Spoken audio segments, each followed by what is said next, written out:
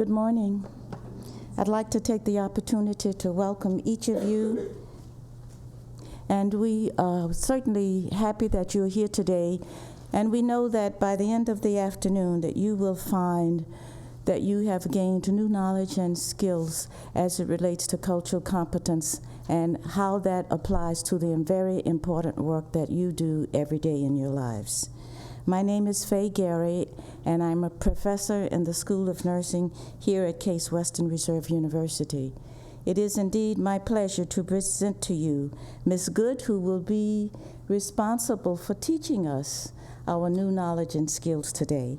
She hails from Georgetown University, where she is a member of the Department of Pediatrics at the medical school. She is also the director of the National Center for Cultural Competence that is located at Georgetown University. Now, the mission of the center at Georgetown is to increase the capacity of healthcare and mental health programs so that individuals can design, implement, and evaluate culturally and linguistically competent services that they are involved in healthcare delivery systems on a daily basis. And I know that we all struggle with that. And we are awfully grateful to you, Ms. Goode, and your colleague for coming to help share the 30-some years of experience that you've had in working with individuals, cultural competence, and trying to make healthcare programs, including mental health care programs, much more relevant for the people that we serve every day. Some of the other kinds of accomplishments and foci of the center are to increase the competence of the kinds of instruments that are used when working with different ethnic and minority and racially different groups, as it relates to mental health, and also education. She's also concerned about and has worked with people who are changing curricula so that the curricula in medical schools, nursing schools, and in other health professions can be more relevant to the populations that they serve and also to the people that they are teaching on a daily basis. The other such mission is to build the National Center so it can be internationally recognized and it can have a network of partners, if you will, throughout the universe, throughout the world universe, because we know that the universe, the entire universe, is becoming more culturally competent. In terms of its sensitivity and awareness of what needs to be done to address the numerous kinds of subpopulations that exist in majority populations throughout the world community. Now, she comes with us with a variety of expertise in her own background, to include special education, human development, education, early childhood education, and I no doubt must say cultural competence and an expertise in understanding the human spirit. So without any further delay, I introduce to you our facilitator, our educator today, and that is Ms. Goode. Good morning, everyone. Good morning, everyone. I'm very, very pleased to be here, and I take this opportunity to introduce my colleague, Wendy Jones, who will also join me here to share part of this presentation.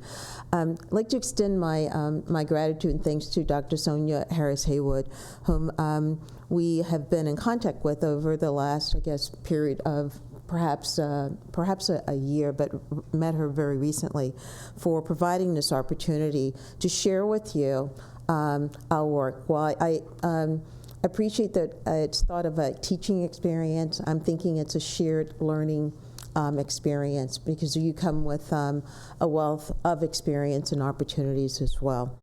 The title for today is really looking at cultural competence and linguistic competence, and we're going to spend a good bit of time talking about what they are, our frameworks for thinking about that, and then what are the implications for research. So as we look at our objectives this morning, we'd like to be able to talk a little bit about what are the cultural contexts in health and mental health. And you will hear us say health and mental health, and health and mental health care for a number of reasons. In many cultural communities, you're not well unless you're physically well, emotionally well, and spiritually well. And we really want to acknowledge that mental health is a significant aspect of healthcare. We're also going to describe for you a conceptual framework for cultural competence based on a model that we've been using at Georgetown since 1989. Wendy's going to define linguistic competence in the way we think about that, including multiple aspects such as health literacy.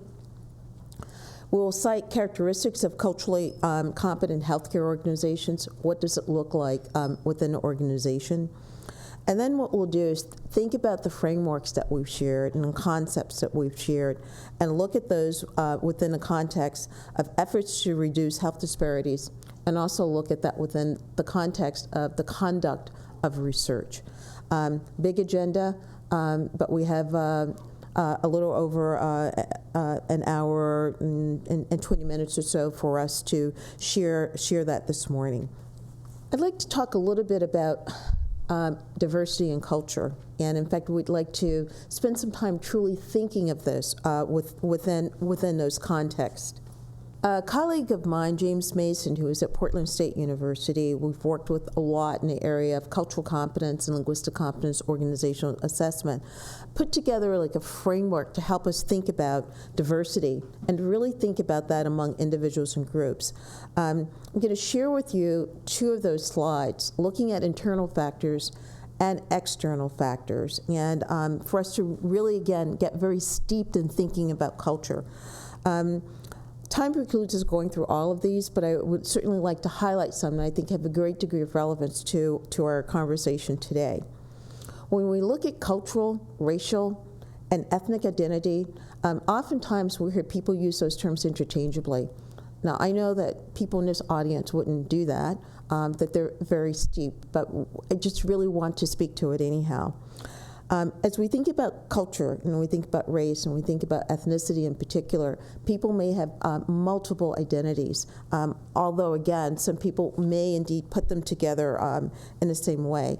And I'd like to share this story from my colleague, James Mason, who was in an audience perhaps similar to this, but in this audience there was only one person of color. And as he talked about issues relating to African American people, he kind of glanced over at her during the session. On break, she came up to him and said, "Dr. Mason, I appreciate all the personal attention you're giving to me. However, I'm Panamanian, and I mean it." And Dr. Mason had made an assumption that he knew something about her. He made an assumption based on how she looked. He made an assumption that because her skin was brown and other features, that she had to be African American. She was from Panama. Very different country of origin, different languages, different customs, different styles.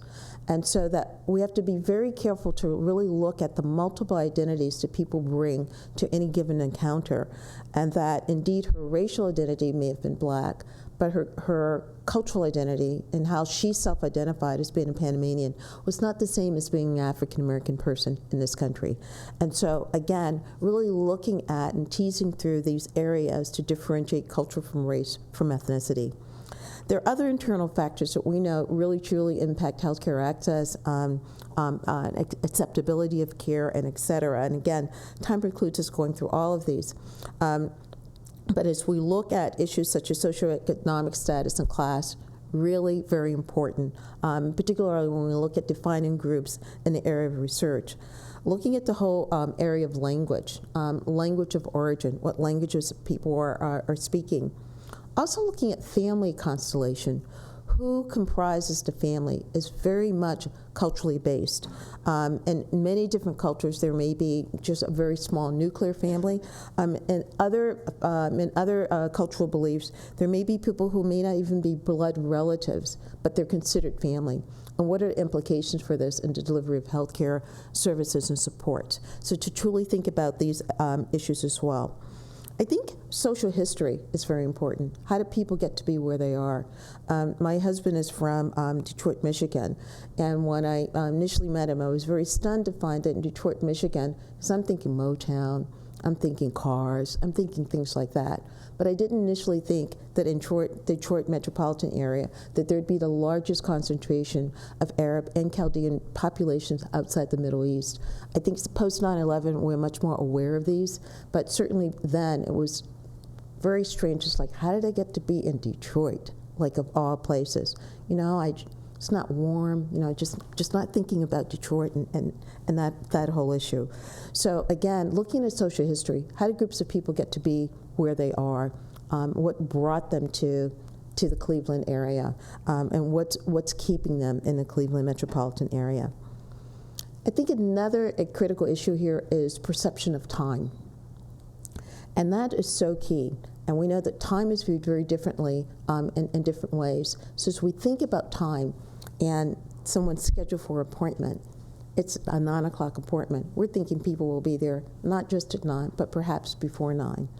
And as I think about many of the families that we serve at Georgetown University Medical Center that live way, way on the other side of town, and in fact have great difficulty getting there, the fact that they can make it through several subways, several buses, and to get there and may have 5 kids in tow is a big issue. And that they're able to do that and maybe be 5 minutes late, and then have someone say to them, well, you're 5 minutes late and we can't really see you, is truly significant. So the whole idea of time is so very critical, not just in terms of appointment, but what does it mean to me if someone says, your risk factor is that within 5 years these things could happen? Well, if my time orientation is very immediate and present, those risk factors don't mean a whole lot to me because I'm not really geared in the future. So again, really looking at the concept of time within cultural context is very important. Looking at health beliefs and practices, and again, these are very, very significant.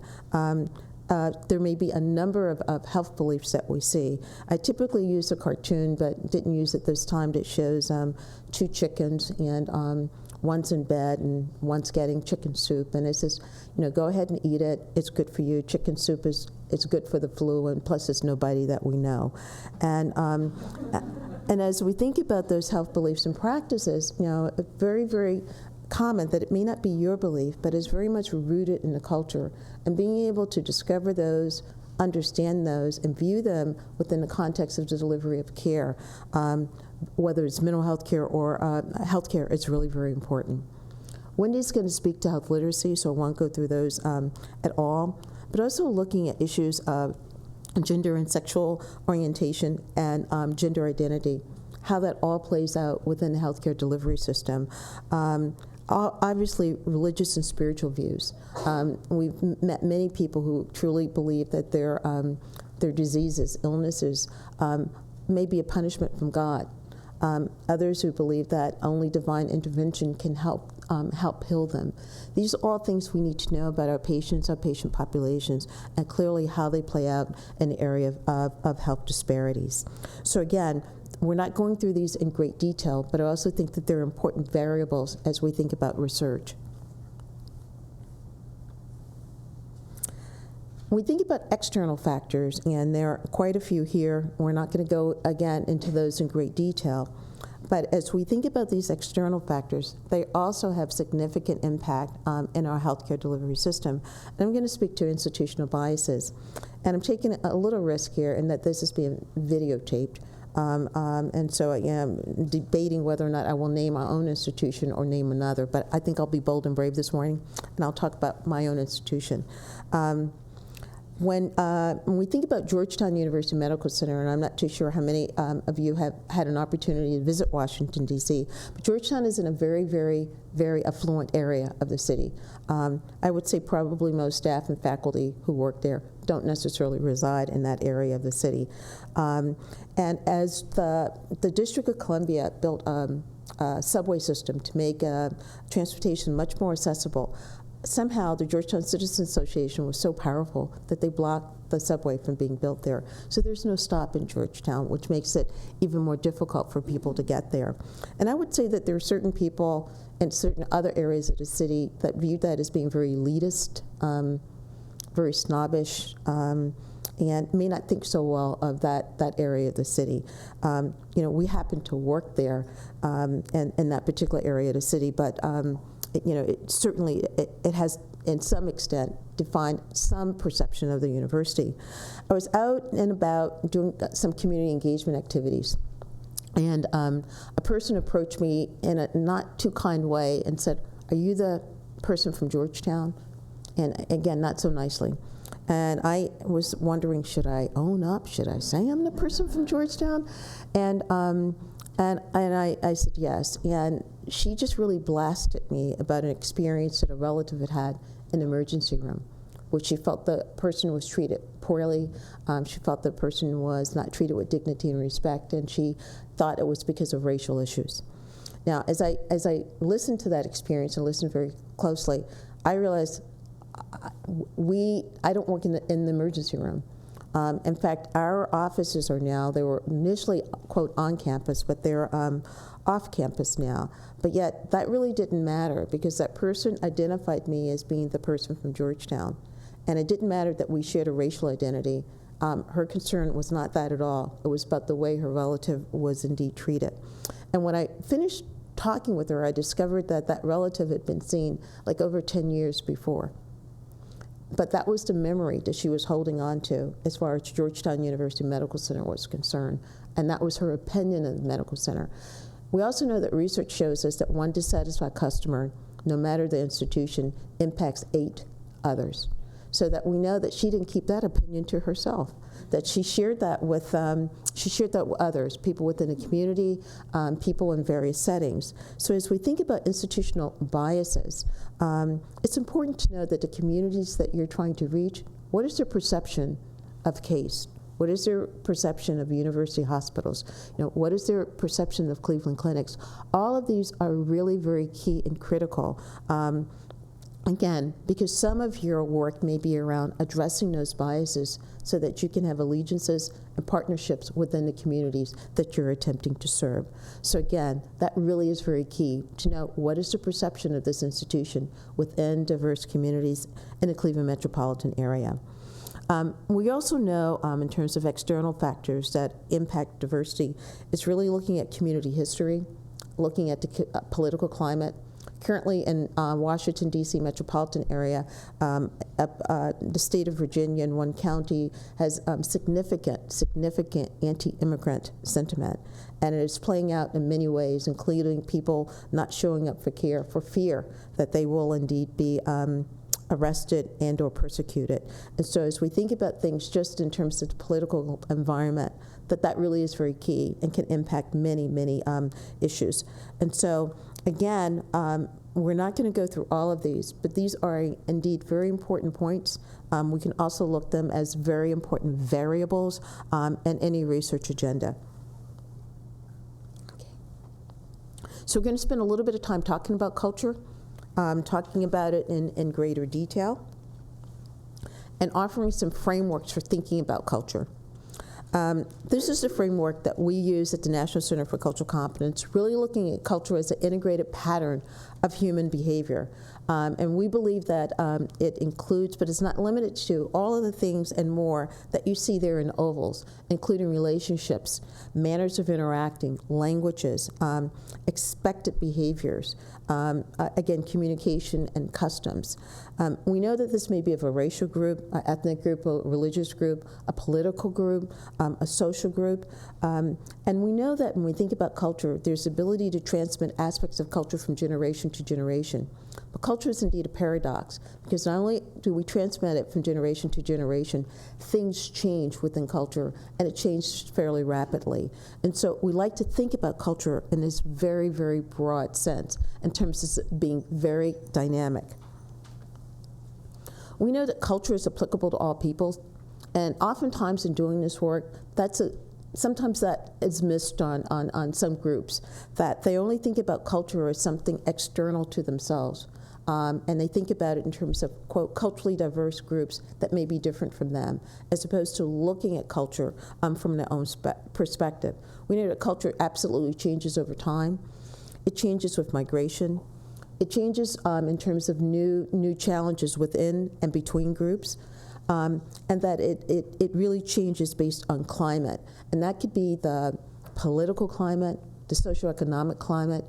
It also could look at geographic locale and regional climates. Like it's pretty sunny here today, but it's a little bit cooler than when we left Washington D.C. We know that culture is also multi-layered, and that we can think about culture at a personal level, at a family level, and at a community level, at a home level, looking at school, and with your work and professional levels. And we're going to speak to that a little bit more. We know that it, again, is malleable over time, but we always should consider culture within a cultural context. And I would say that again, something that may look very strange to one individual may be completely appropriate and normal to another individual, because there is that cultural belief and context in which it exists. We can view culture as thick, thin, and compartmentalized. And when we think about thick culture, it looks at it as though it permeates all aspects of life. And an example may be that there may be someone who comes in for care who is from Orthodox Jewish faith, and that religious belief and cultural belief are intertwined, and that they hold up that culture at all times. Doesn't matter where they are, but it's very, very thick. We also know that there can be thin aspects of culture, that people may just embrace certain kinds of things in terms of naming a child or maybe wearing particular clothing, but it doesn't permeate every aspect of their life. And then we also know that it can be compartmentalized, and that there are different expressions in different settings. So that I behave one way at home, I act totally differently within the professional setting, very, very different within a university and or school. So I just want us to really think about the complexity of culture. So we know that it structures our perceptions, it shapes our behaviors, and it really defines who we are.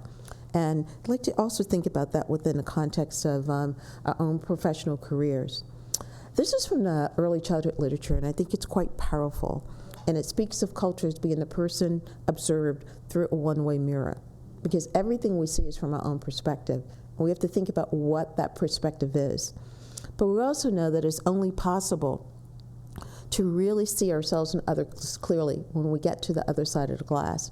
And I would submit to you that thinking about cultural competence is that it's getting to the other side of the glass. It's being able to understand yourself in a great degree of depth, but also understand how your lens, how you view others, and what that impact will be. I'd like for you again, as we're going down the culture lane and presenting these constructs for thinking about culture, is to look at an iceberg concept of culture. And that is supposed to be an iceberg, and I know it's not the most attractive, because I kind of made it up. That's why it looks this way. And then the line across is to be the waterline. And so as we think about culture, again, many people pay attention to what's above the waterline, what is easily visible, how someone may dress, that someone has an accent, their physical characteristics, looking at gender, trying to guess someone's age. And again, these are very surface kinds of things where we see. And a lot of people live above the waterline.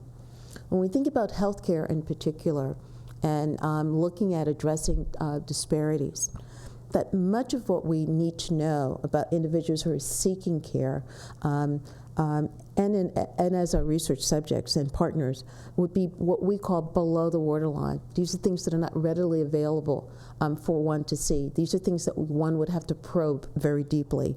And that would include decision-making processes, including decision-making processes as relates to healthcare access and treatment. This would include issues such as the perception of mental health, illness, disability. What does it mean within a cultural context? It would look at things such as patterns of superiority, things around authority, who makes decisions, how do we respond to people in the healthcare arena? Do we hold them in high esteem? So all of these things, again, are critical issues that we think about as far as culture, and to really look at that within the context of healthcare delivery, health education, and training. So I want to go back just a little bit when we think about culture. So I'm encouraging you to think about culture and think about, I would use myself, the culture of my family of origin. I grew up in Washington, D.C. I'm a city girl. Very different city girl than Wendy, who grew up in New York, like a really big city girl. But then really looking at that in terms of culture of origin. Then looking at the culture of the disciplines in which I was trained, because that indeed influences how I view the world. So looking at that cultural perspective. Then looking at the cultural context, really, of Georgetown University and Georgetown University Medical Center, because I've been there for a very long time, and that also has influenced how I interact with others and how I view the world.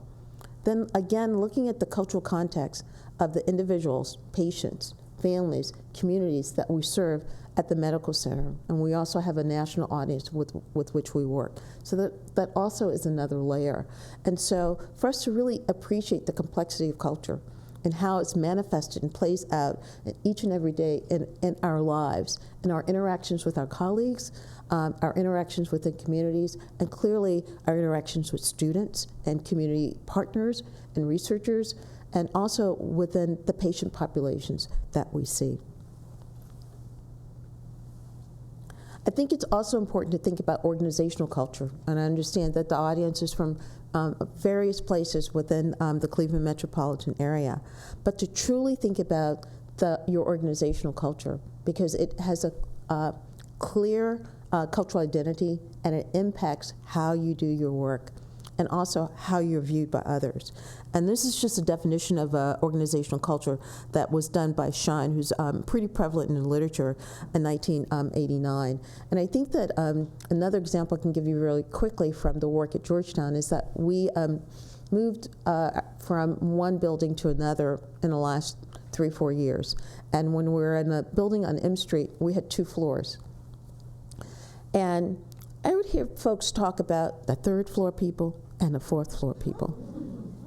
And I'm like, okay, what are you talking about? And when I thought about it carefully, there were the administrative policymaker types on the 4th floor. So there was a culture really on the 4th floor. And a lot of our clinicians and community-based people were indeed on the 3rd floor. And and each floor kind of had their way of interacting and how they did things. So if you think about a program as small as ours, and that there happened to be culture of the 3rd floor people and the 4th floor people, you can think about the complexity of looking at this university, looking at university hospitals, looking at Cleveland Clinics, to really look at that within the context of how complex that would be, and how there are like little subcultures that form and kind of have their own rules and ways of operating. And so as we really think about this, there's a convergence of cultural contexts to come together in health and mental health care. And as we really think about that, it's a patient or consumer, that term is largely used in the area of mental health, so that in the center, and it always should be, is the patient. But then there's interactions with the cultural context of his or her family. Also looking at the cultural context of the healthcare provider. Looking at that also within the healthcare system, which may look different depending on what institution you may be affiliated with or experiencing care from.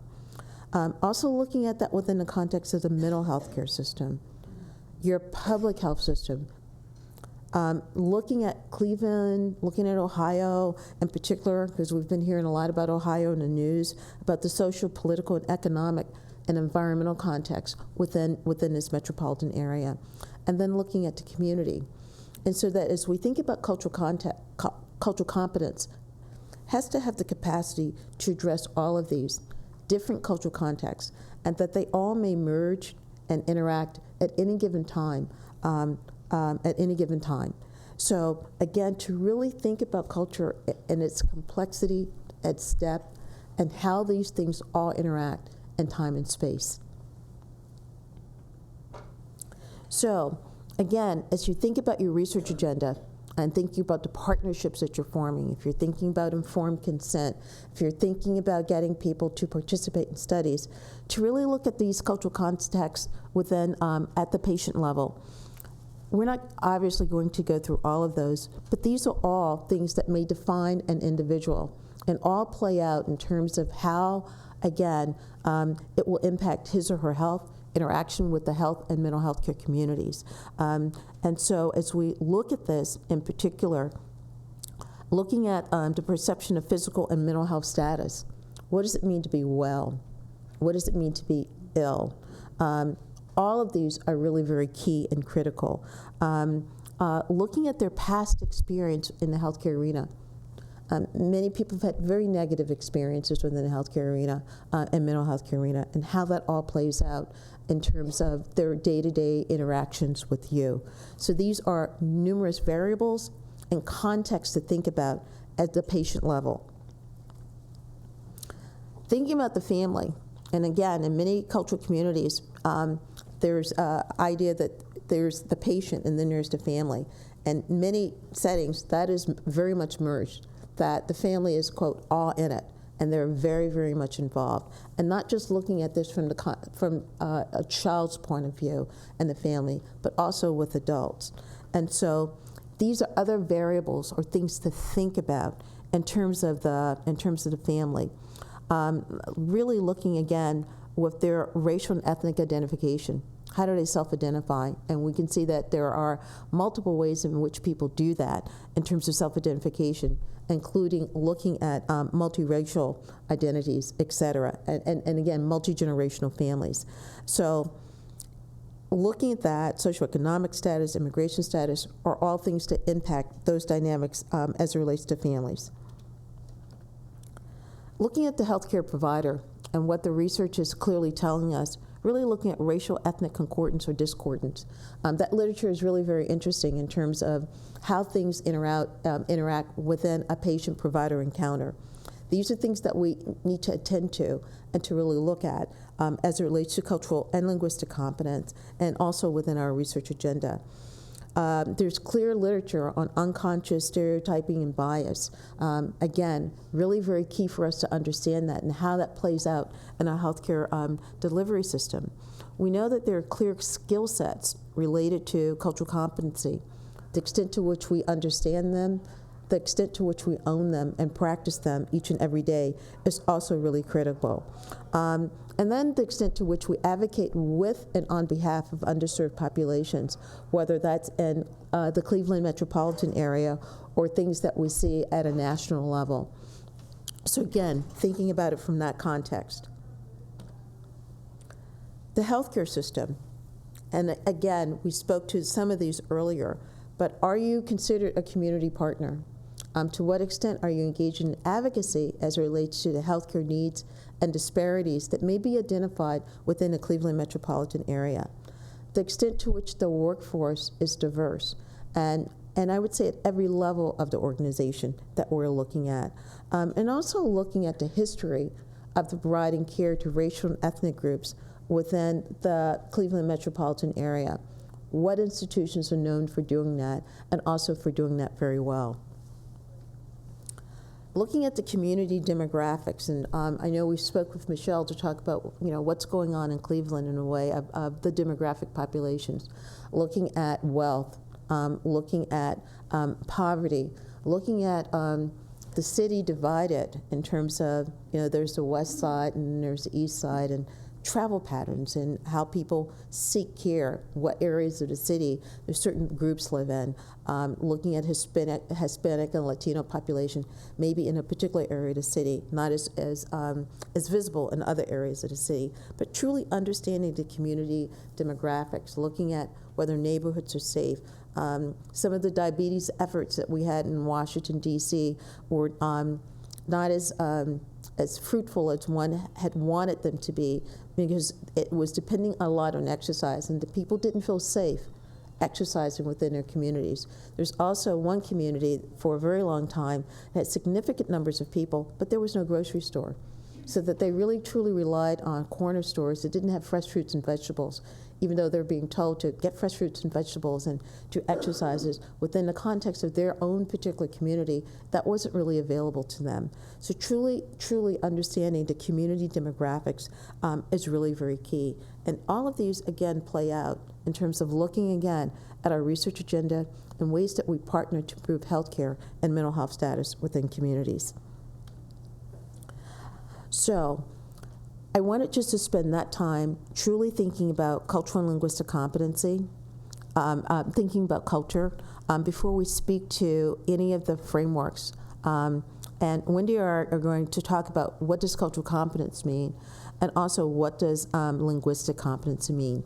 So I'm just going to pause to see if there are any questions, really looking at culture as being multi-layered, complex, and how it indeed impacts individuals who are seeking care, individuals who are educating, partnerships within communities.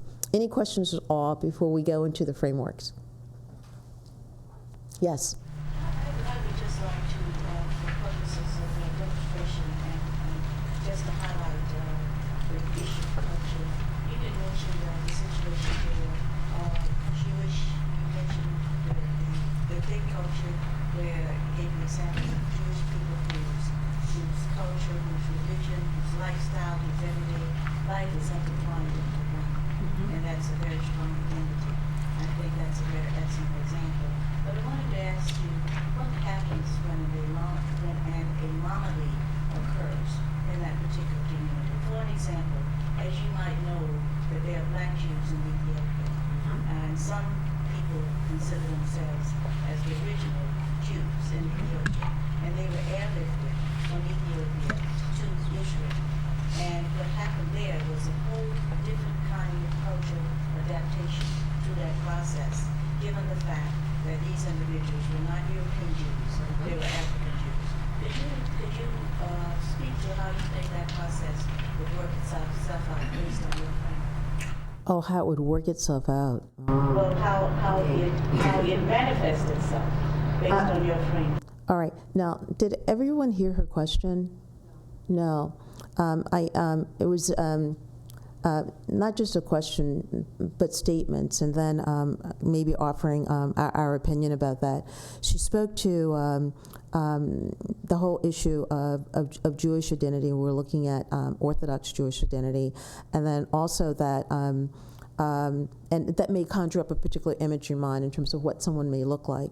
But then speaking of a population of Ethiopian or Black Jewish groups that came to Israel. And how might those two cultural groups who share part of an identity, but maybe not part of another identity, how that may all play out. I think that I can't say at all I'm steeped in issues as it relates to Israel at all, nor Jewish community. I can say that some of the things that may present barriers for that group, may have been their beliefs and practices, that while they shared a religion, that was only one aspect of culture, that there could be very difference in language, difference in clothing, difference in worldviews, differences in terms of if I came from a country in which I was a majority, and now I'm in a country where I'm a minority and easily identified, quote, as a minority by my physical appearance. There would be also issues of acceptance, the extent to which this group would be embraced because of their religious beliefs, as opposed to how they may look in terms of their racial identity.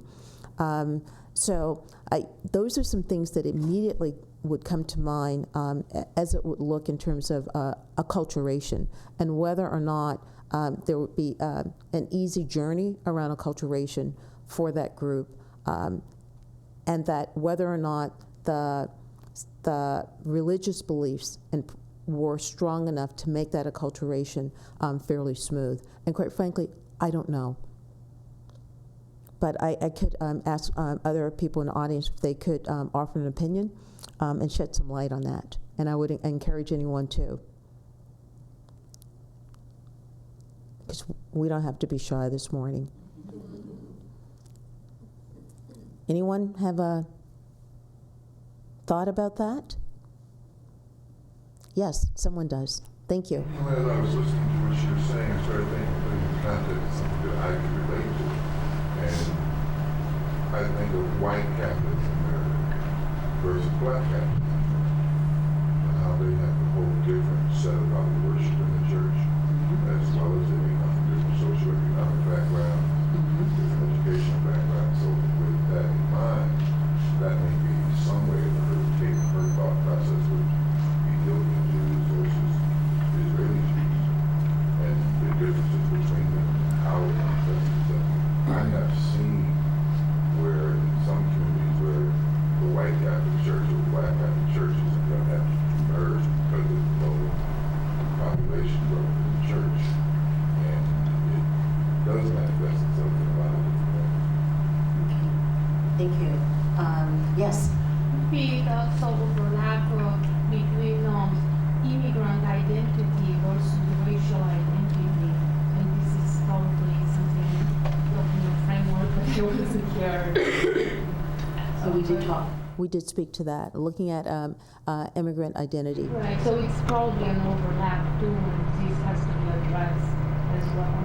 And given some of the issues that have occurred in Ethiopia, could be not an immigrant identity, could be refugee identity, and that there are unique, there could be some unique issues that people bring with them as refugees from one country as they enter another country. So, is that okay? All right. Thank you. We're going to now present frameworks. Looking at cultural competency and linguistic competence. And I know that Wendy's standing over there and is probably wondering where you're going to come on over to the other side. We will speak to these frameworks. Wendy's going to really look at linguistic competency and how that all plays out. You may be very familiar with this framework for thinking about cultural competence. It was developed, created in 1989, actually through consultants and others at Georgetown University. And it was actually originally crafted looking at child and adolescents' mental health. And there's a fairly significant volume of work called Towards a Culturally Competent System of Care, volumes 1 through 3, that was developed in 89, I think 91, and also 92. This is the framework that we're using at Georgetown University through the National Center for Cultural Competence. And I'd like to share with you that 2 years ago, colleagues and I did a paper for the Commonwealth Fund looking at the evidence base of cultural competence and linguistic competence in healthcare. And as we really pulled through that literature, we found this definition very prevalent in the literature. We saw it repeated many times, some with the original source. Sometimes we saw that someone changed several words and claimed it as their own. We saw that to a great degree. And actually, I think it's not by coincidence. I think this framework and way of thinking about cultural competence is indeed universally applicable across multiple systems of services and supports. So I think it's no coincidence that we have seen this, including our federal government, our Health Resources and Services Administration.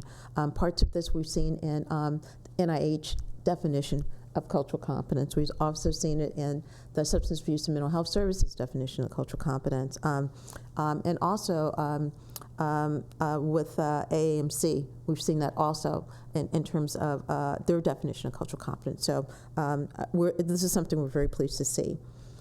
But we really are looking at cultural competence as requiring organizations to have a clearly defined and congruent set of values, because it is indeed values-based, and principles.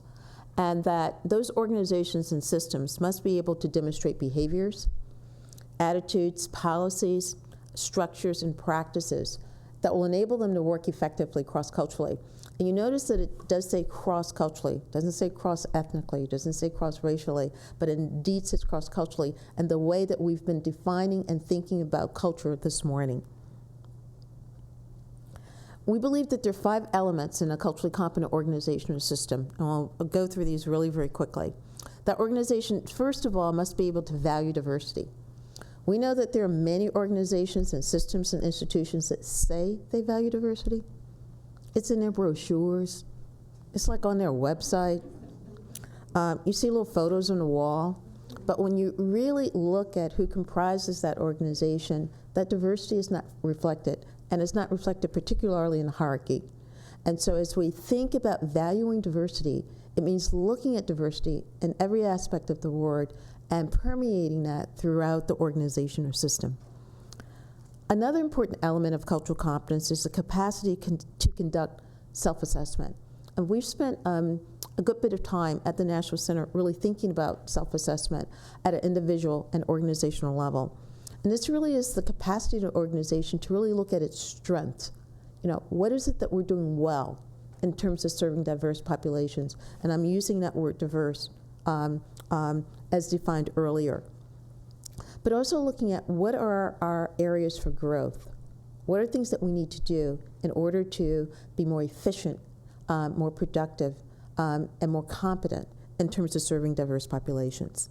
A third element of cultural competence is being able to manage the dynamics of difference.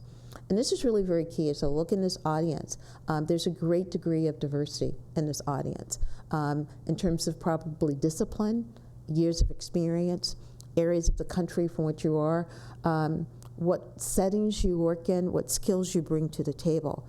Being able to manage those dynamics of difference, whether it's within the workforce, whether it's in terms of student training, whether it's in the research arena, is really very critical. A fourth element that we think about is being able to institutionalize cultural knowledge. And I'll deviate by sharing a brief story. When we think about the capacity to institutionalize cultural knowledge, this is what we see often lacking within organizations that are striving to achieve cultural competence. And again, I'll use Georgetown as an example.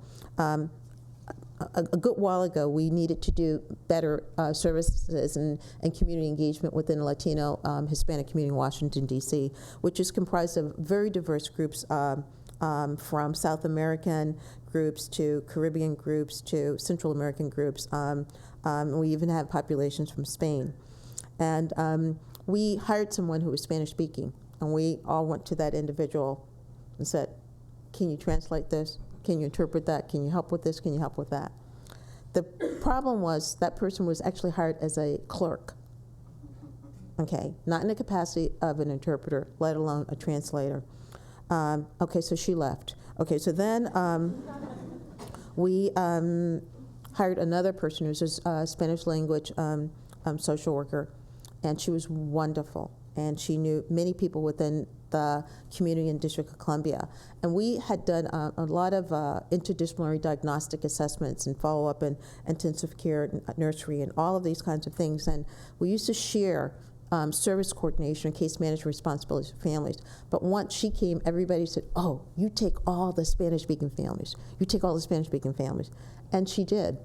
Eventually she also left. And so where did that leave us as an organization? That left us right where we started from, because we knew nothing about what she knew. We knew none of her contacts. We didn't know who she used for interpretation translation services. We didn't know anything. But we were content to not know anything because, quote, she could take care of all the Spanish-speaking families. So as we think about a culturally competent organization and institution, it's the capacity to institutionalize cultural knowledge, meaning that we should have known at least some of what she did. None of us are going to be bilingual, bicultural at all overnight or to that extent. But we didn't know her key contacts. We didn't know how she worked with families, and we were content to do that. So culturally competent organizations will look at structures in which we share that knowledge. Lastly, it has to have the capacity to adapt to diversity in areas that you see in terms of the policies that may need to change, your structures may need to change, your values and your services, how you conduct research and or how you teach may indeed need to change. When you think about cultural competence at an individual level, as we see here, there are also 5 elements that correspond to the ones that I just shared with you at the organizational level. This would include being able to acknowledge cultural differences, which is really hard. especially when we think about politically correct society. It's like, should I acknowledge this? Am I supposed to notice that? Should I say something about that? Will people be offended?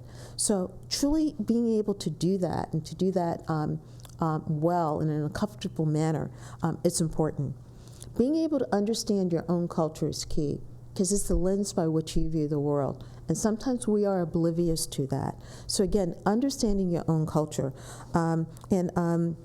It manifests itself in many different ways. So understanding that, how it impacts your colleagues, how it impacts patient populations, your interactions with students is key.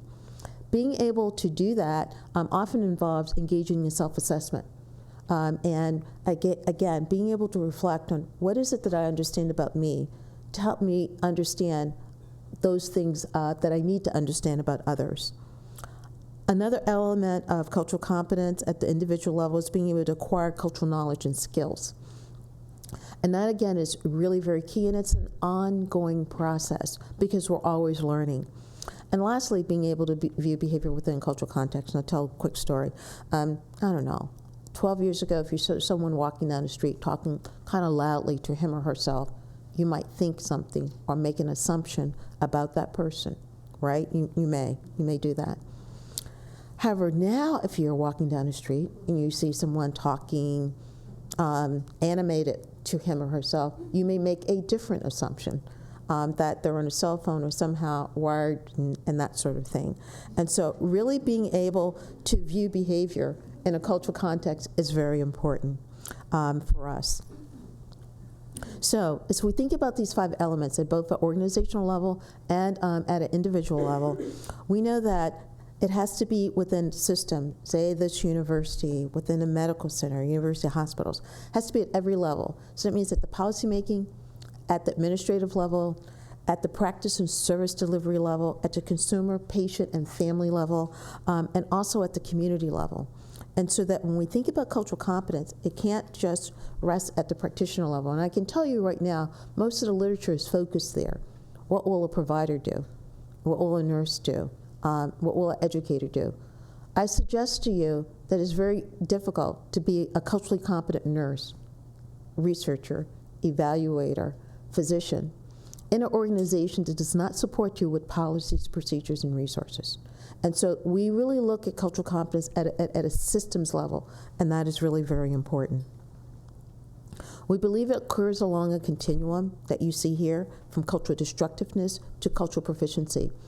And organizations and systems and programs and departments are at various levels along this continuum with different groups. Maybe really proficient when it comes to serving an inner city population of elderly folks, not so good in terms of serving rural populations. Really wonderful with teens, not so good with young children. Really excellent with people whose first language is English, not so good for people who speak English as a second language. And so it's very important for us to look at this as a continuum. I would say our framework says it really doesn't matter where you start, as long as you're continuing along progressing along that continuum.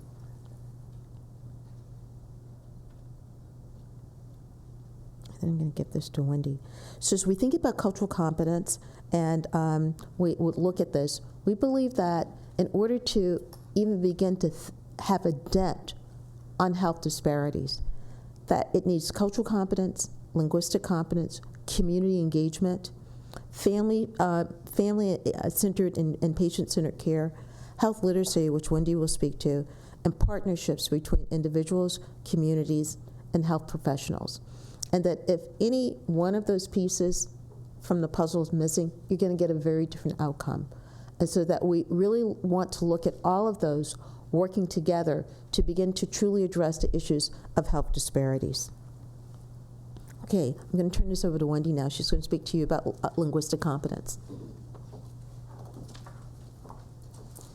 This was a good idea. I love this thing, but it has shells on it, so it's a little noisy, so that's why I'm putting it down. Okay, So this is the Goode and Jones definition of linguistic competence. We like it because this is Goode and this is Jones. But besides that, probably since 2000, there have been maybe 6 or 7 definitions of linguistic competence that have emerged. Prior to that time, you would find, if you Googled or looked in a dictionary, you would find linguistic competence really looking at syntax, grammar, and how sentences are put together. But our definition of linguistic competence is looking at an agency or organization's capacity to provide information, verbal, written, in whatever format, but to provide information to families, communities, patients, consumers in a way that's going to be meaningful to them, so that they'll be able to take the information that you give to them, process it, understand it, and then make meaningful decisions with it. So again, you're going to see that we feel it is the organization and the individuals within that organization's responsibility to be aware of a number of things. So we're talking about populations who have no literacy or who have low literacy. We're talking about individuals who may have disability, whether it's visual, cognitive, hearing, et cetera, et cetera. And we're also, not lastly, but in another position, talking about families and communities for whom English is not their primary language. So the reason I'm saying it lastly is because if you look at all those other definitions I spoke about, that's usually the group that you see being referred to. Individuals with limited English proficiency or English language learners, which is another phrase that's used. But we feel that it's equally important to provide that same kind of meaningful communication access to everyone, regardless of their status. And so that's why our definition, we feel, goes a little bit further than some of the others. The other piece is that you do need to have it in policy. You have to have structures. You have to have dedicated resources. You have to have practices, procedures, and again, the attitude that supports the fact that you're going to do whatever it takes to make sure that people understand, are capable of making some decisions based upon what you have written or you have communicated with them. So think about for a moment in whatever your particular role is, whether it's research, whether you're a clinician, whether you're an educator. How is it that you're helping people to understand those seriously complicated legalese consent forms, right? Because if you look at a consent form, it's not really English. It's legalese, right? For various reasons, it's written the way that it's written. So on the times when I've had to fill out consent forms, I can tell you honestly that I have not always understood, one, the world I was signing, except for that there were risks for the procedure, that I wasn't going to hold folk responsible for whatever happened afterwards, and that the procedure was going to take place. And I'm not going to say that I'm like the brightest bulb in the pack, but I think I have a little bit of something. But for people, if you think about the language in which forms are written, not just consent, but even patient rights statements and other informational, educational campaigns and things, often things are written in a way that you have to read it a second time, a third time, depending upon your English language ability, depending upon your age, whether or not you get it, whether it sinks in, or depending upon your visual capacity, right? So after I passed a certain age threshold that I'm not going to say, I find that I need these not to read in front of me, but I can't see your eyes and your faces clearly now. So I'm just saying that for those populations for whom, and I have family members who don't have the physical capacity to get glasses to be able to read so that they can understand or even try to walk through what it is that you're presenting before them, this is critical something. Miss Enter. I'm glad you told me. Okay. All right. So this is our sort of physical representation of what was just on the screen previously. This is our visual model. So of course, at the epicenter is really the idea of providing these services and supports, information in a way that's going to match the linguistic needs of the communities and individuals and families that you're trying to serve. So let's think about it for a second. In your role as researcher, educator, clinician, and whatever role else you have from the audience here, what do you know about the policies of your organization or your agency regarding providing linguistically competent services? Interpretation, translation, large braille, large print, transforming information into braille. What do you know about that? Are there such policies in effect? Raise your hand if you know. Okay, just a couple and not really up high, so think about that for a second. What about the practices? How many folks here in your research, as you are planning, as you are implementing, have access to and are familiar with getting interpreters? Okay, 1, 2, 3, 4, 5, 6, that's better. But still, that's telling. How about in the mechanisms to pay for it? Because certainly there have to be line items, dedicated resources, because if not, if you have the policy and there's no funds, what are you going to be able to do?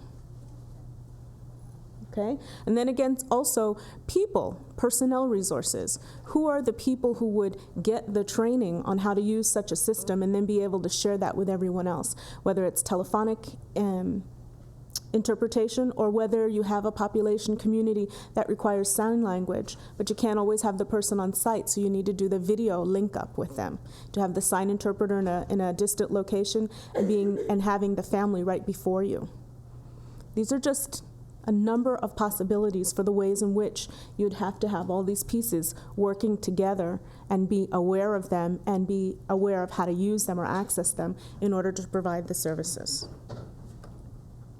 So, we also believe that health literacy, and we don't have the mental health literacy definition today, do we? Okay, but that both of those pieces are major components of the linguistic competence piece. And so this definition actually comes from the National Libraries of Medicine, looking at health literacy as being the degree to which individuals have the ability or the capacity to gain, obtain, process, and understand basic health information and services needed to make appropriate health decisions. So that's pretty important. If you're not able to understand what's being said, then how is it that you're going to be able to make decisions? Whether it's a decision to participate in your research protocol, whether it's a decision to seek care, whether it's a decision based upon whatever your health condition is to follow the regimen as prescribed, to be able to know how to take the medicine, the medication as it says on the prescription bottle, to be able to get to a referral for an extra service. If you have diabetes, to be able to take, and I'm going to say it wrong, but to be able to do the stick and understand what the number means, what it means in relationship to your health, and how you should eat, how you should adapt what you've been eating for the day and what have you. So it's pretty far-reaching.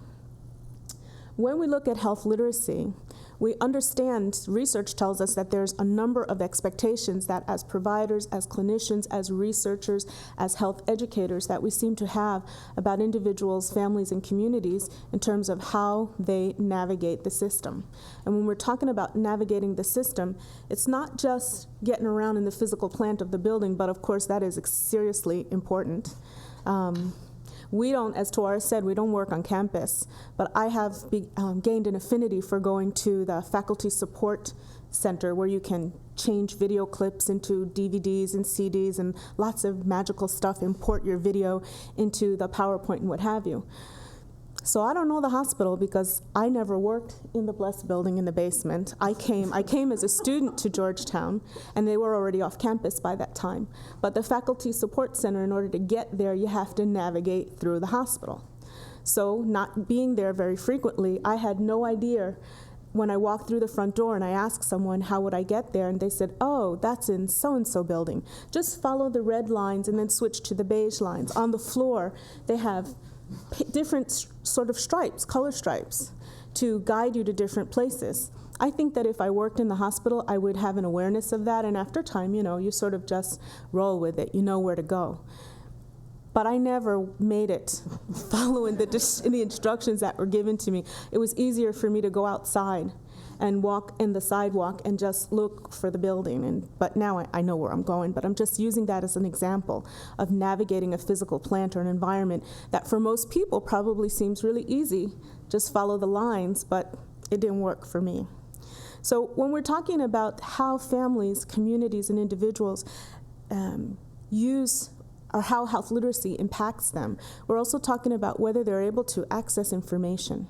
So for an example, a flyer, a brochure, a sign, a public service announcement, looking in the yellow pages, or looking at their brochure from their health insurance plan that tells them how to be able to find a doctor. Can you really use that? Does it really make sense? And if you are able to use it and find a doctor in the log, are they still accepting patients or are they full? And how would you know that? Can you dial up the number and have a conversation with someone to be able to find out whether or not you can get services that you feel you require? Recognizing the cues to action is, again, when you hear health messages or health campaigns, whether it occurs to you that these things may pertain to you. And if so, can you then go ahead and move forward and access the information based upon what you heard? Does it strike any chord with you that this may be for you? Completing forms, particularly consent forms, we've already sort of addressed. But just think about it for a moment. How many times when people come to the front desk, or when they come to, you're trying to engage them to be part of your research assignment or your research study, that the host of forms that you put before them, not just the consent, but even just general information, are people really able to provide that? What do you need to do to facilitate that process? Is it, in some cases, reading to folks? Because again, the whole issue of literacy is not just the reading piece, but that's real important. But it is, in your particular role, how are you able to learn from people whether they are really able to understand what you're saying? What are the methods that you have in place to get from them whether what you just said resonated for them, whether they truly understood it, or are they just, yes, because they're not comfortable sharing with you that they didn't get it, that they didn't understand it. So maybe revisiting on multiple basis the way that you share information, the way that you question folks, and the way that you figure out whether they are understanding what you're saying. So again, another critical piece is being able to provide information. So you're looking at cancer. You want to look at cancer in multiple ethnic groups in the Cleveland area, rates or treatment protocol for a specific type of cancer. How many people, how many individuals, communities are able to, one, feel comfortable giving up all of their personal health history, right? Because some people don't. Some people's belief is that that's theirs and it's private, and they'll give you droplets of information, is the way that I like to call it. I have a family member who, even with us, with family, it's just droplets. Over time, the more you interact with her and the more you talk with her, you get another little piece. So by the end of maybe the day, you've got 2/4 of the real picture. That's just the way it is for her. Hard to put it out there, hard to give that information even to family. Whether people can understand and follow directions, whether they can follow the regimen that you prescribe that's part of your protocol or that's part of your care, your treatment plan or what have you. All of this is really, really, really important stuff. And then finally, we seem to expect that folks will advocate for themselves. That they will, if something is happening that they're not comfortable with, that they have enough knowledge, enough skill, enough comfort, and trust in the situation or in the provider to be able to say straight away, this doesn't work for me, I don't understand this. And that's not always true, especially when folks are from communities where to advocate or to speak up for something could have landed you in jail or in some other situation that you don't care to experience again. If your knowledge, and this doesn't only extend to immigrant communities, but I think to lots of groups who've been oppressed or have felt oppressed, who have been underserved, who know of historic instances where things have happened when they've volunteered for something, a clinical trial or such. You guys are familiar with Tuskegee, right? Some yes, most yes, okay.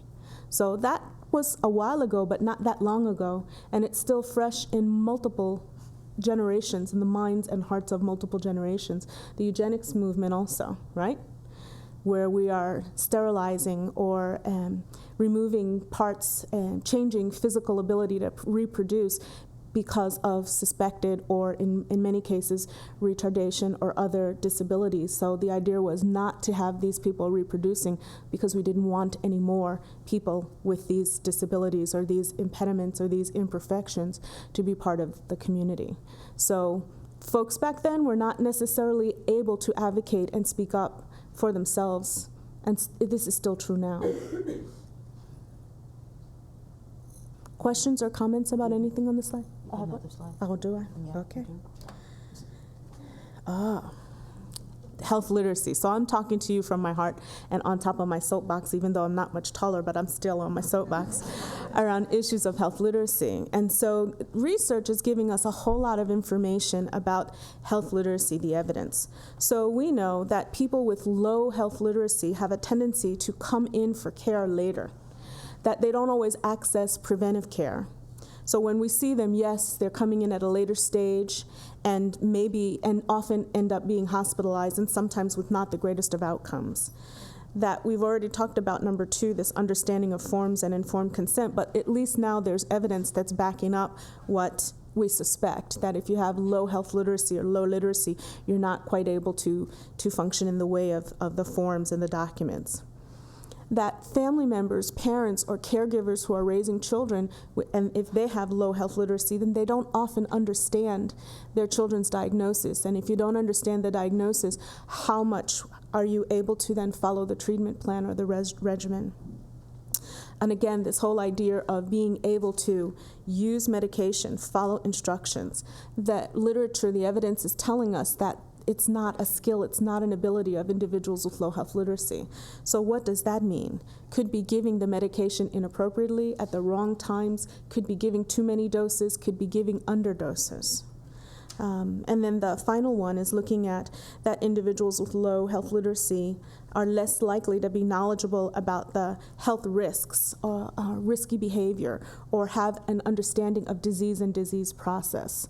So this is more than critical concern that we have to be taking into consideration and possibly making some modification and adaptations to the way that we are working with individuals, families, and communities. Thanks, Wendy. This is an area of great passion for Wendy, and wanted her to have an opportunity to share it with you. So, again, when we reflected on the pieces of the puzzle, cultural competence, linguistic competence, health literacy, community engagement, and partnerships, all have to work together to address disparities. So we go back to looking at cultural competence and those levels that I spoke to, in terms of looking at those at policymaking level. We're going to talk a little bit about what needs to be in place within any organization, medical organization, a clinic, educational institution, in order to promote cultural competence. Again, we're not going to go through all of these, but clearly, when we look at revisiting vision and mission statement, the extent to which concepts of cultural and linguistic competence are reflected would be very important. Again, looking at contracts and consulting agreements, looking at their capacity for community engagement, which is really very key. And again, looking at this at a policy-making level, so that's not at the discretion of individual providers or researchers to do this, but they are guided by and supported by organizational policy and procedure. When we think about at the administrative level, and we talked before about the capacity for self-assessment, that is really very key to be able to assess cultural and linguistic competence within the context of your division, your department, and within the entire institution in order to plan for meaningful change. At administrative level, really being able to recruit, retain, and support. And I'd like to underline retain and support. Oftentimes people are recruited, and they come, and then they leave. And so you'd have to look at why are folk leaving, and what is it that we need to do to retain and support so that we can achieve the goal of a culturally and linguistically competent and diverse workforce. And again, really looking what are the administrative processes that are important to ensure that you adapt your practice and service to delivery to the community context. At the provider level in particular, we're looking at cultural and linguistic competence, and you may need to change assessment diagnostic protocols depending on the population. And we looked at all those different variables in terms of looking at that. How we approach our treatment and interventions. what medication protocols are. I know my mom is almost going to be 90 in June. I call her 90 years young. And I'm her, I don't know, health navigator, partner, try to go with her in most of her appointments. And I looked at want-to medication listing, and they were just so numerous and so complex. I was thinking, it's just no way she's going to do that. So I looked at advocating with and on her behalf to say, can we get this a little bit more simple? Because it's just very difficult. And she won't get the benefits of these medications if it's that complex. So truly looking at that. Looking at education and counseling, at a very personal level, what those encounters are like. And then consulting with traditional and indigenous practitioners and natural healers.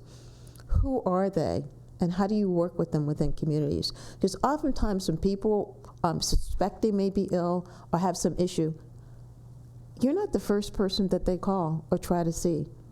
It's somebody within the community. Many Latino communities, a pharmacist is very well known and sought out.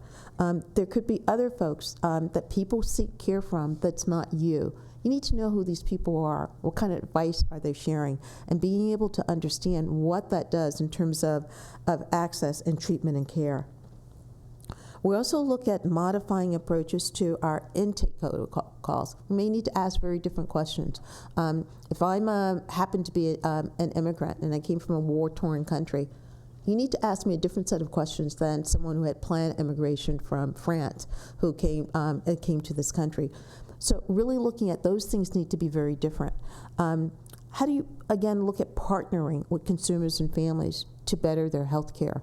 And then looking at the whole notion of cultural brokers. Who are cultural brokers, and how can you work with them within the communities? People familiar with that term, cultural brokers? Anybody? Okay, couple, all right. So we really look at cultural brokers as individuals who know the cultural context, beliefs, practices of a particular cultural community, but they also know the cultural context of healthcare or mental health care, and they act as a bridge between those two groups and communities, and at multiple levels. And lastly, looking at coaching and mentoring, which is really very important.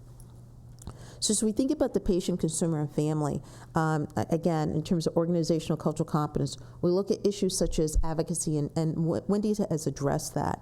We look at advisory groups, that the extent to which organizations have advisory groups that are comprised of individuals who live within a community that may indeed have impact on the services that you're trying to design and implement that will impact them. And I don't mean like a big global way up here advisory committee, but for specific projects and specific efforts, the extent to which you are gaining community input to help you with that. We know that patients and family members could be board members, that they often, in many instances, when we think about children's hospitals in particular, that oftentimes family members are hired as staff to help with patient and family-centered care. They serve as consultants. Most important, they're knowledge beacons, because they know all about themselves. We just have to get better about how do we elicit that information to our benefit. So, implications for cultural and linguistic competence within organizational context includes your core, okay, I didn't know I had sound on that one. Okay, your core functions. That really looks at what do you do? So what are the implications for each one of you, your divisions, your departments, your clinics? How does cultural and linguistic competence really relate to what it is that you do each and every day? Your human resources and staff development, in other words, who you are. How does it relate to that? Your fiscal resources and allocation. In other words, where the money goes, because you do have to budget for this.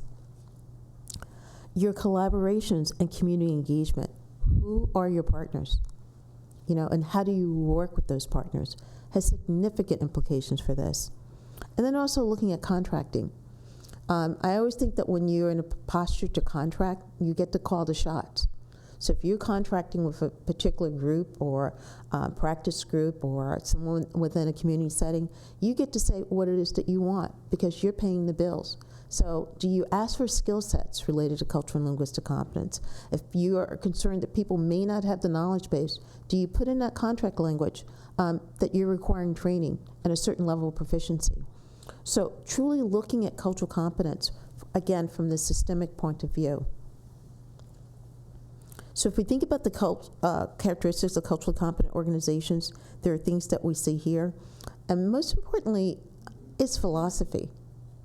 It really is about what people believe and how they want to present themselves and work within communities.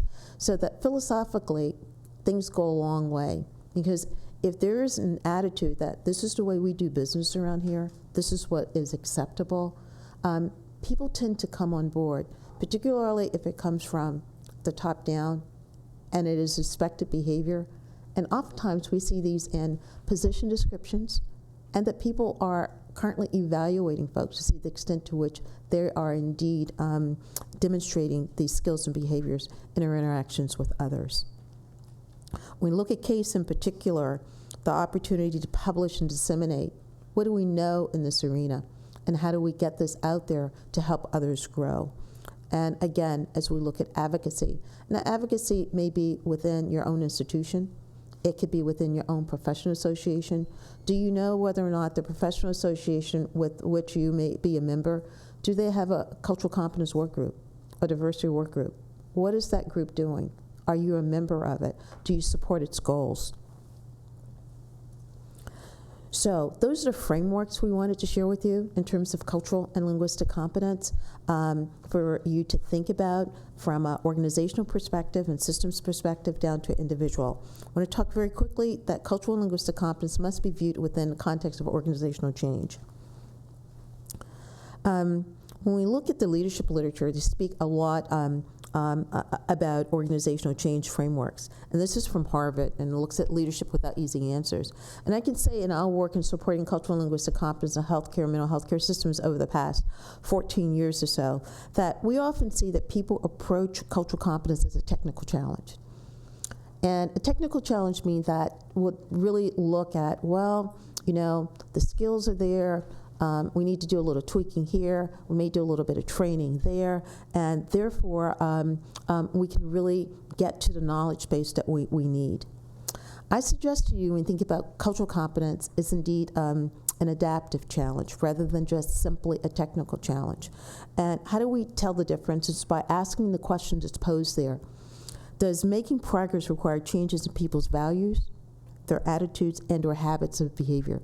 And I would say for cultural competence, it would say yes, yes, yes. Because oftentimes it's not been included in academic training, or it's been included in just a little bit, so that people aren't truly familiar with the concepts and terms. And so that how you may approach an adaptive challenge may be very different than a technical challenge, particularly if you're wanting to get to attitudinal change. So that if my issue is, I'm unsure how to work with this population, it's very different than, I don't want to serve these people. Why don't they just learn English? And so how you address those things are going to be very key and also very critical. Sharing with you this framework that we found very useful in terms of looking at cultural competence and managing it and thinking about it as complex change. And as you see on the first line, you need all of those factors to get to change. And in absence of any one of them, you get a different outcome. So I would challenge us to think about here at CASE and all of the work that you're doing with the health disparities arena and New Center is, what is your vision for cultural and linguistic competence? What does it look like? You know, if CASE was culturally competent in 5 years, what would be different? What does it look like? Because you need a vision. Without a vision, you have confusion because people are not on the same page. You also need skills, someone that's going to help you lead these efforts. Without skills, you get folks who may be anxious, that you're trying to do change without having the necessary tools to get there. You also need incentives, and these are not always fiscal. They can be a range of incentives, because without incentives, you'll get change, but it'll be gradual change. You also need resources. It doesn't happen without resources, both personnel resources and fiscal resources. And without those resources, you get folks who may be frustrated. Lastly, you need an action plan. we've seen many organizations really wanting to move toward cultural competence, but they don't really have a plan. And everybody's doing their own thing. And so without an action plan, you get a lot of false starts. And we've used this framework with helping people to truly think about this at a system, division, and departmental and organizational level to move toward change. So let's look at cultural and linguistic competence and what those implications are in health disparities and in the conduct of research. As we think about cultural competence and linguistic competence in particular, looking at access, looking at utilization, looking at treatment services and supports, all of these interrelate and are really very critical. We also know that health policies and resources, both at the public and private level, have an impact on each of these in terms of how people access care, how to utilize care, what their treatment services and supports are going to be. And there can be disparities and inequities in either one of these. And lastly, that then all impacts the health and mental health status of both individuals, communities, and population groups, and that they're all interrelated. And so as you think about your research and the conduct of research, really honing in on which of these areas may or may be the most critical in terms of really looking at improving the health within our communities. And to think about those from that way. And we hear disparities like health disparities, without breaking it down into these smaller pieces to truly think about disparities in access or utilization or disparities in treatments and supports, because those are very different ways in which you would approach those problems. Briefly, I wanted to share with you some from our paper on the evidence base for cultural and linguistic competence in healthcare. And this is the framework that we put forth, saying that if we had cultural and linguistic competence as described by Wendy and I, that we would see an improvement in terms of quality and effectiveness of care, health outcomes and well-being, the effectiveness of patient and provider communication, provider knowledge and skills, patient and provider satisfaction, mutual respect and shared decision-making. And if we had all that, then we also thought that we would then see a decrease in health and mental health disparities, the disproportionate burden of disease and mortality, systems costs, and bias and discrimination. When we looked at our findings, again, in terms of looking at the evidence and the gaps, we really reviewed that literature in great detail and really had some very interesting ahas that when we look at the cultural competence literature, indeed it's evolving in the areas that you see here, largely disease-specific, largely weighted toward practitioners, as we talked about before. They really address short and intermediate outcomes as it relates to healthcare, and they were largely for a specific racial or ethnic group and intervention. We also looked at the business case in terms of, okay, we hear that people will say if you address things in a culturally competent way, that it's going to decrease systems costs. So we looked at market share, we looked at cost benefits, we looked at staff turnovers, and liability. And what we found really was that the evidence is in an early developmental phase, that most of that literature centered on that was conceptual, there were advocacy pieces, and there were reviews. We saw emerging empirical studies. And when we looked at our framework, our hypothesis, what we did see that there was clearly the presence within this literature around quality and effectiveness of care related to health outcomes and well-being. But as it relates to systems costs, there was nothing truly definitive in the literature that says it really saves money. I think it was really inconclusive as we looked at that. But that literature body is also incomplete. I'm sharing this with you because I think it's important that even people who are engaged in conducting research about cultural and linguistic competence didn't necessarily use culturally competent, linguistically competent, and participatory approaches when they did the research, which is, it was really very interesting. So some of the things that we saw in those research efforts is that they called their intervention culturally competent or something else, but did not describe or define what the term meant, so that you just kept saying, well, it's culturally competent, but what does that mean? It certainly wasn't described within the context of the study. We also saw that many of the studies did not isolate what was the cultural competence of a particular intervention as an independent variable. And so that, and they didn't measure its sole effect. And so again, really very key when we're talking about that.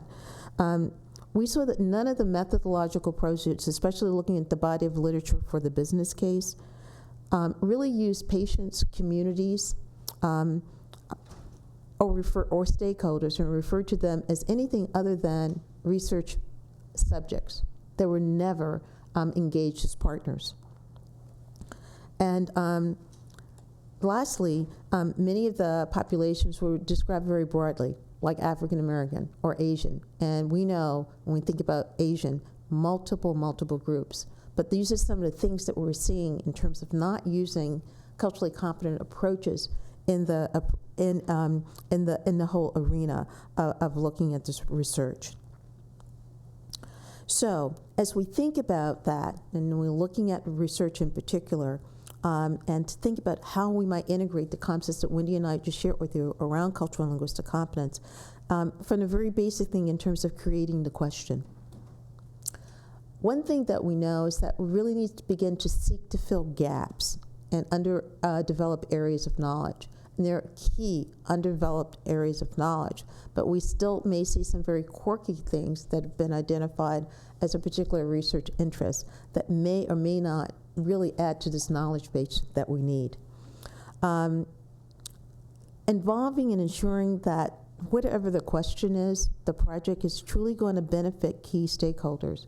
Because if people can't see the benefit to themselves, to their families, to their communities, they're less likely to participate. We also know that people are really reluctant, kind of hesitant to ask the very hard questions. And this would include asking questions about bias within our healthcare delivery systems, about discrimination and inequities. But if we're going to have true conversations and authentic conversations about addressing health disparities, these are some of the questions that need to be posed. And I'd also say that as we think about the question, and some people say, well, we're doing microbiology, we're doing something at this level, and it really doesn't address, culture has no relevance to this.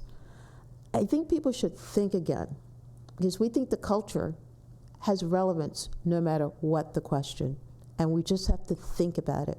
Even if it's like getting consent for to use tissue, there's a cultural implication just in getting that consent, and for us to really begin to think about it in that complexity and that depth. Who's conducting the research? When we think about this at an individual level, we know now that there's a very narrow pool of researchers who are engaged in this work as it relates to mental health and health disparities and cultural linguistic competence. We'd love to see that pool expand. So again, looking at that from that perspective, how do we encourage people to embrace this and to integrate it into work that they're currently doing? Do people have the knowledge and skills to really employ participatory and culturally competent approaches in all phases of research, looking at design all the way through analysis and dissemination, because it has implications in each one. We think that there needs to be diverse and inclusive research teams, that when teams are interdisciplinary, it adds richness and depth, and that there needs to be active patient and community participation. And lastly, we need to attend to the dynamics of difference, looking at power differentials within the research arena in terms of knowledge and resources, and how that is juxtaposed in terms of the communities that we're trying to impact. Again, as we had stated, things about Georgetown University, we really have to consider our institution's reputation when we're trying to engage in partnerships. How they're going to perceive us, how they're going to accept us, are they going to be suspicious, are they going to be trusting? These are all issues to really think about in advance in terms of that. Does the institution have a portfolio in terms of health disparities research? Is it just emerging? Is it considered legitimate within these communities? And again, at the institutional level, Are there policies, and Wendy posed a couple of questions, are there practices in place that will help researchers indeed to integrate cultural and linguistic competence in what it is that they're doing? And what's your track record of partnering with ethnic-specific organizations, cultural-specific organizations, advocacy groups, and also minority-serving academic institutions?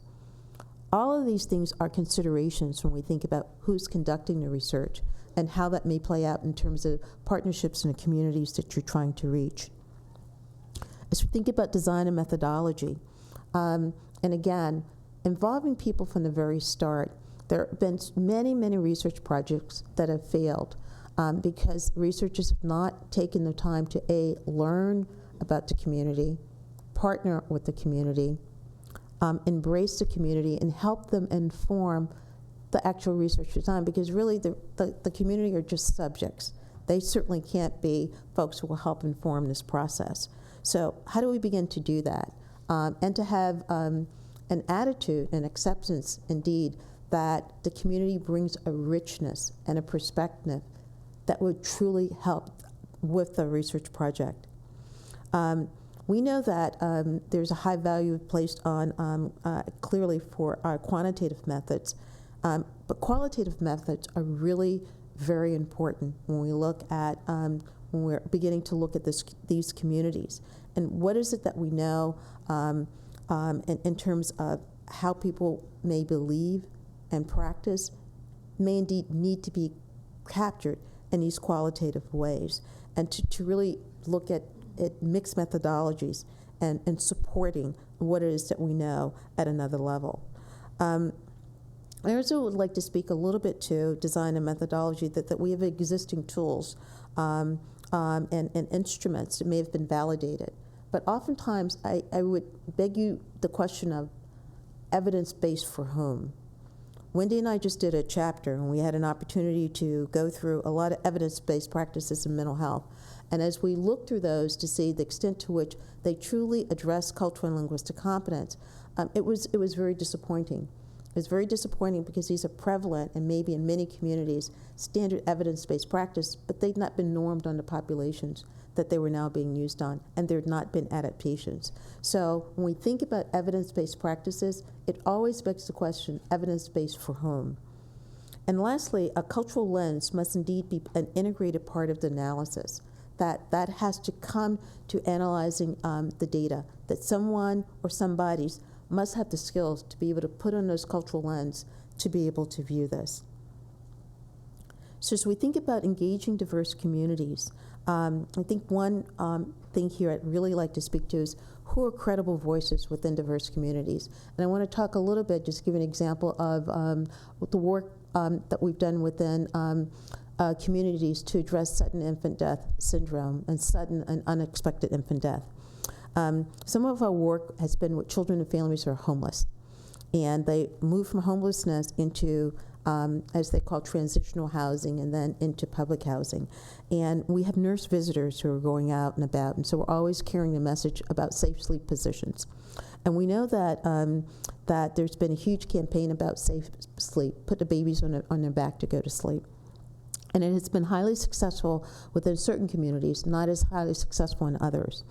And in this particular community, one of the nurses was asking moms who had delivered, when you left the hospital, what position did the healthcare provider tell you to put your baby in? And they said, on the back to go to sleep. He's like little infants, like 1 month or 4 months.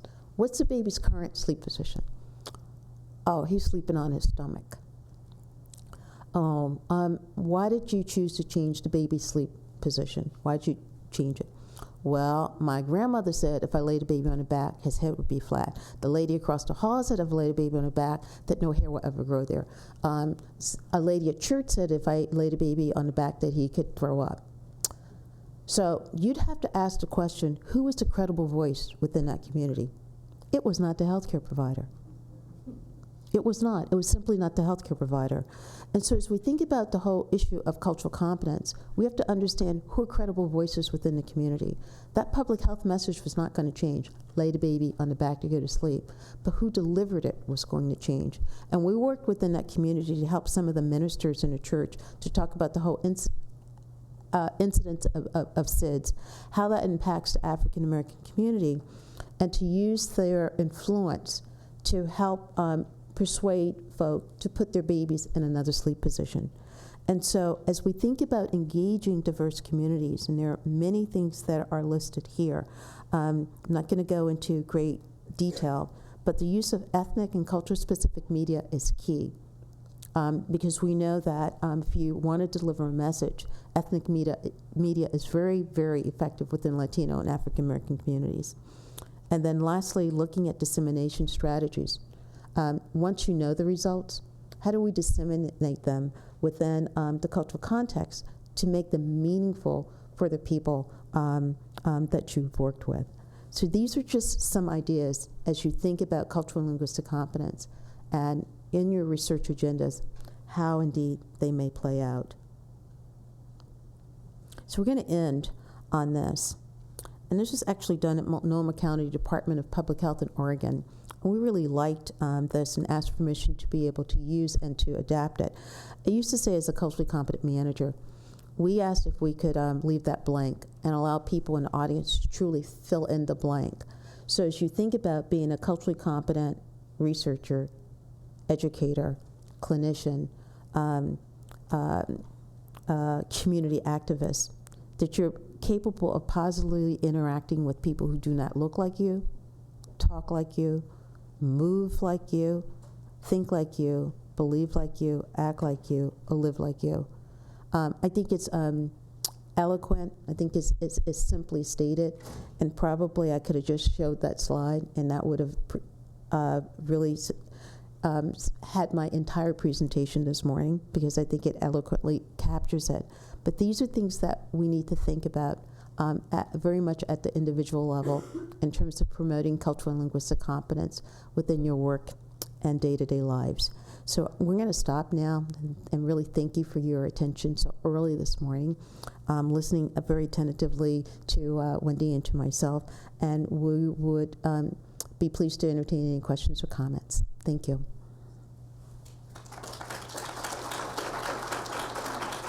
Looking at policies of our federal government,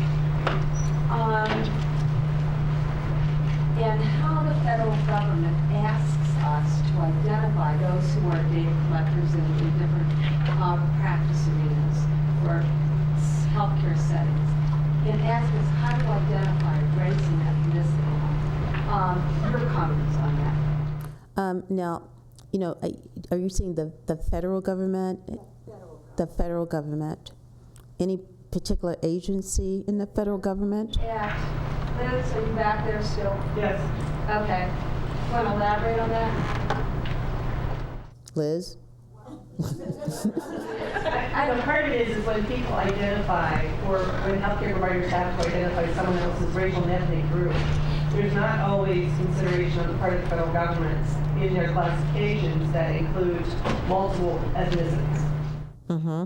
But there's an excellent tool that's out and about and making the rounds. Is HRET tool, and HRET, and it's looking at ways in which you collect racial and ethnic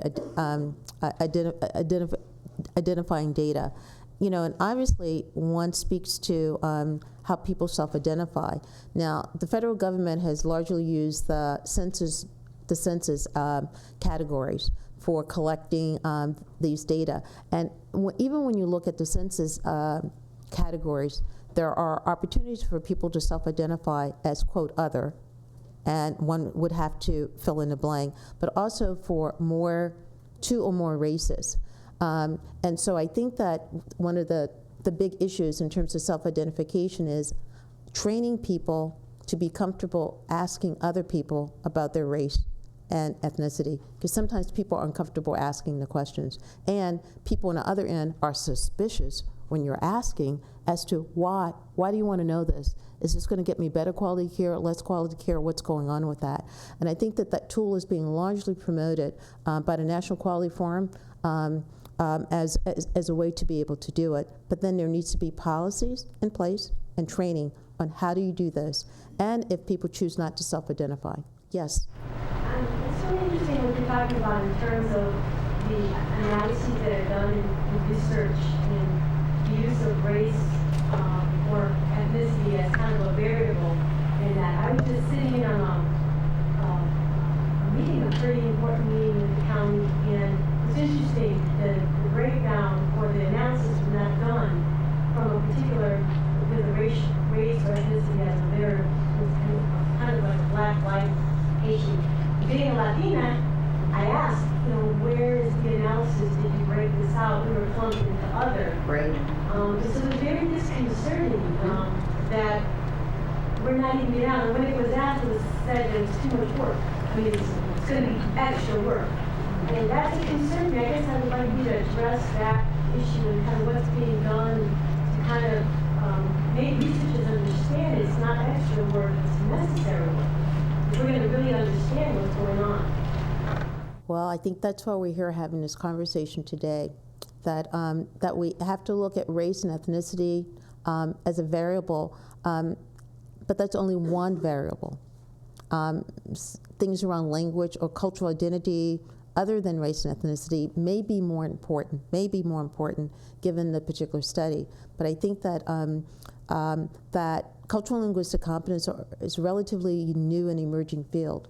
So part of this that we look at is that we're learning to grow together, but you're going to have to strongly advocate for that. And it's not like researchers don't have the tools to do that. They can break down things into itty-bitty, teeny-tiny micro pieces, but it's about understanding why it's necessary, feeling comfortable doing it, and knowing that it's going to truly impact a community or a group.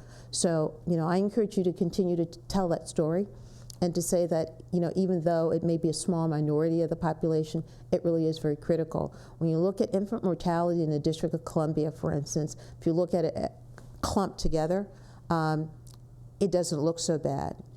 But when you look at particular wards, it may be as high as 20%. I mean, just really significant.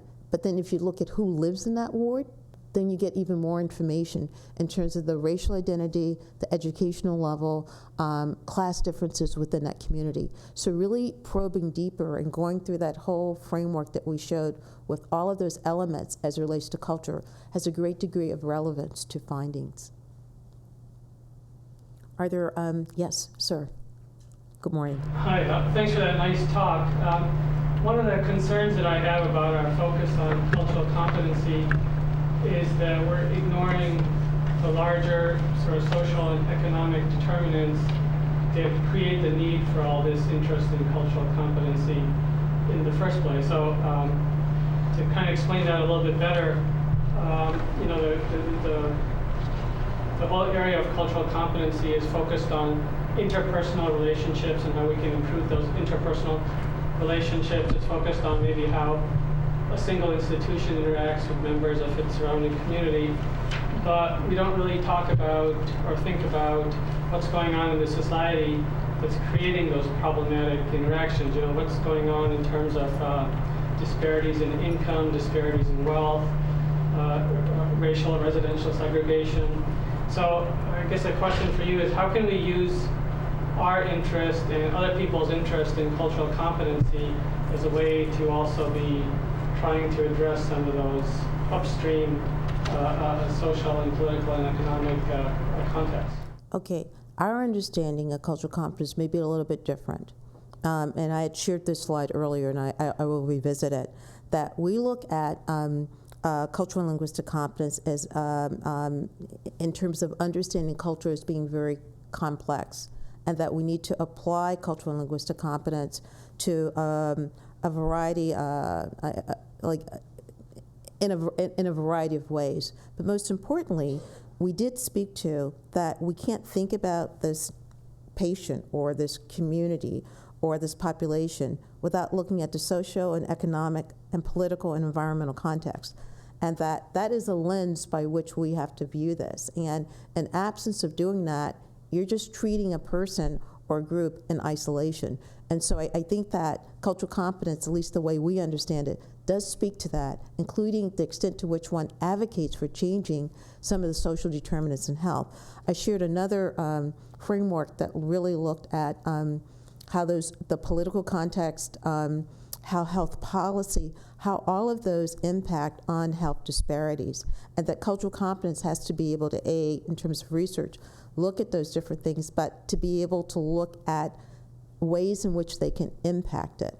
And so I think that cultural linguistic competence is not a panacea.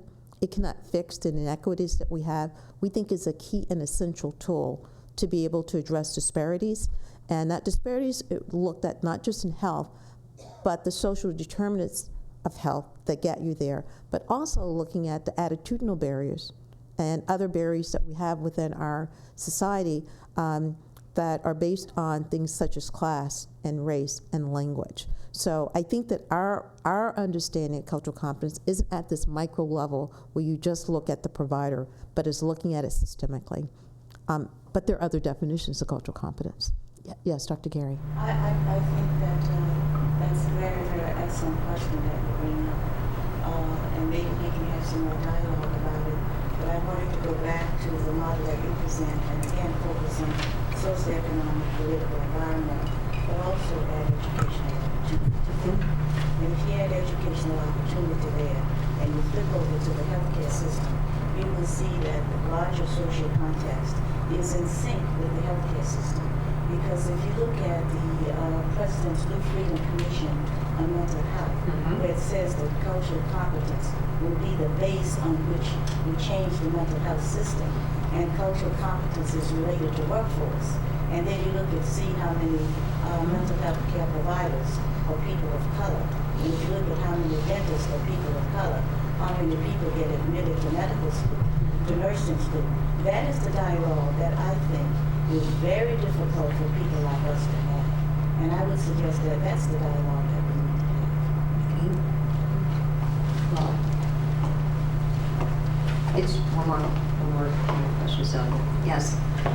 I would like, you talk extensively about policy within the organization. However, I think there is a very important part which is the national policy, the national legislation, which actually even researchers and people which are interested in dissemination of all these things, they are not knowledgeable about it.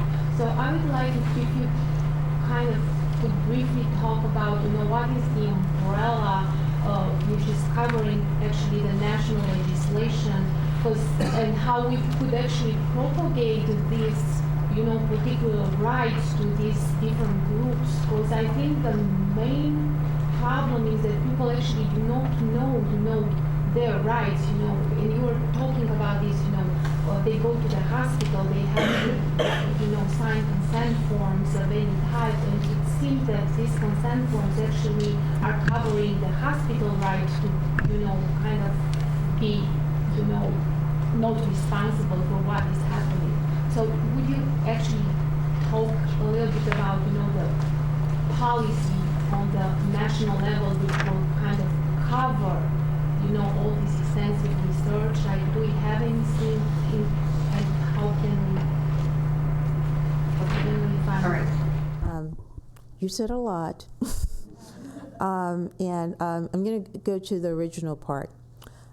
The original part is around looking at policies. There are national policies, and we're seeing in our policy brief series, we speak to some of those national policies.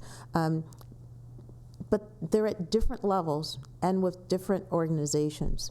So that we've seen within funding organizations such as NIH and other federal agencies that they're now requiring that people who are going for grants, including research grants, begin to address what the cultural and linguistic issues are within that community. So we're seeing that emerge.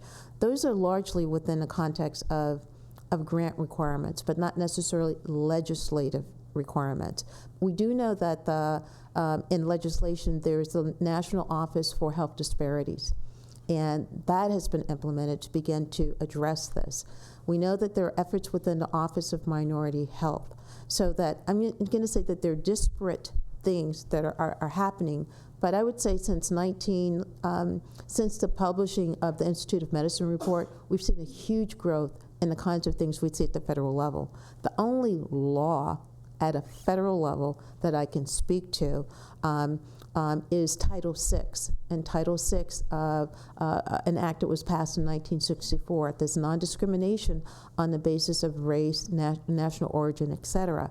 That particular act basically led to many things being implemented, including within the healthcare arena, the whole notion of non-discrimination based on language. And so that what we've seen in terms of law is that you can't discriminate against someone, and you have to ensure language access for people who may speak a language other than English. But when we think about a national law that says you have to do cultural competence, that's not in existence at all. There's no national law that says that, but there is provisions and requirements under Title VI and Executive Order 13166 that says that the federal government is going to ensure that it provides language access for folk, and that has to ensure that the grantees provide language access to folk. And I would say every hospital is a grantee because you receive federal funds. So, but there are states that are enacting laws that require cultural competency, and we're currently completing a paper for the Robert Wood Johnson Foundation that looks at states that are requiring for physician licensing and other educational arenas that cultural and linguistic competence are part of their curricula and training. In particular, state of New Jersey that requires it, also state of California, and continuing medical education. So, and the AMC is also requiring it in terms of accreditation. So I think that we're seeing things emerge, but there wouldn't be one blanket law that I could refer to.